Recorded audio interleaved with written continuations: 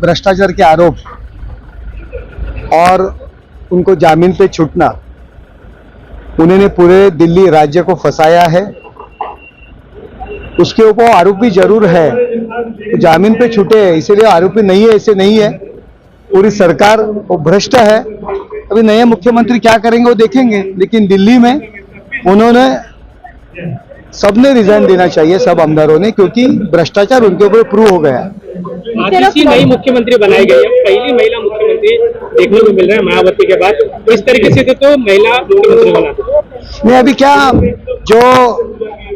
जो आदमी गुनाह के आरोप में जेल में बंद थे, उनके मार्गदर्शन में ही वही सरकार चलने वाली है, वैसे ही चलने वाली है। ममता बनर्जी लगातार एक तरफ जो है इस्तीफे की बात करती है अपने बयान में। केजरीवाल जो है या इलेक्शन कुछ जगह पर विधानसभा के होने वाले हैं। देखो,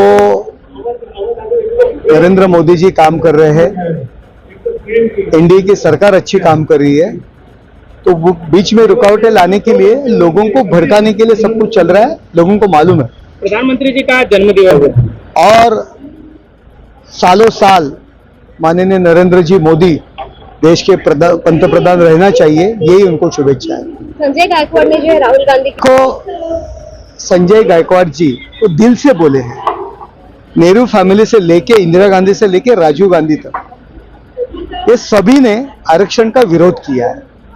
ओबीसी आरक्षण रहने दो, एससी एसटी आरक्षण की मुदत बढ़ाने का बात हो, सब लोगों ने ये आरक्षण के खिलाफ उनकी भूमिका थी। भारत रत्न डॉक्टर बाबा साहब अम्बेडकर, उनको नेहरू जी और कांग्रेस ने हर टाइम विरोध किया, उनको लोकसभा चुनाव से गिराया।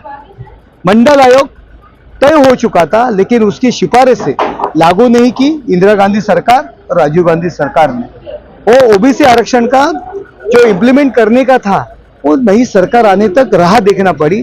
तो उसके लिए आरक्षण बंद करने की बात राहुल गांधी कर रहे, लेकिन एक भावना है उनकी, वो ग्रामीण इलाके से आते हैं, कि उनकी भावना है, वो भावनाएं उन्होंने व्यक्त की। गणेश जी का विसर्जन है, किस तरीके से त्यांचं स्वतःचं स्ट्राईक रेट नाही आहे। संजय राऊत काय म्हणतात त्याच्यावरती जी सत्यता असते ती कुठे लपत नसते।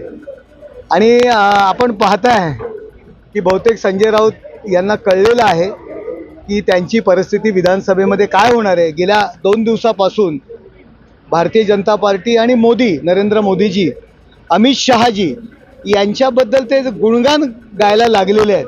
त्यामुळे लोकशाही आघाडीने याकडे लक्ष द्यावं की नक्की यांच्या मनात चाललंय काय, याचा बोध लोकशाही आघाडीने घ्यायला पाहिजे। आणि संजय राऊत यांनी एकनाथ शिंदे आणि अजितदादा यांच्यावर विरोधात बोलण्याची त्यांच्यात पात्रता आहे का? अहो, सोसायटीचे अध्यक्ष आणि सेक्रेटरीची निवडणूक सुद्धा संजय राऊत लढलेले नाहीयेत। ते राहतात त्या ठिकाणी नगरसेवक पण शिवसेनेचा नाहीये, तो त्या ठिकाणी आणू शकले नाहीत निवडून। त्यांनी जी व्यक्ती 5-5, 6-6 वेळा निवडून आलेले आहेत, आमदार झालेले आहेत, लोकांमधून निवडून आलेले आहेत, त्यांच्यावरती टीका करण्याचा प्रयत्न करू नये।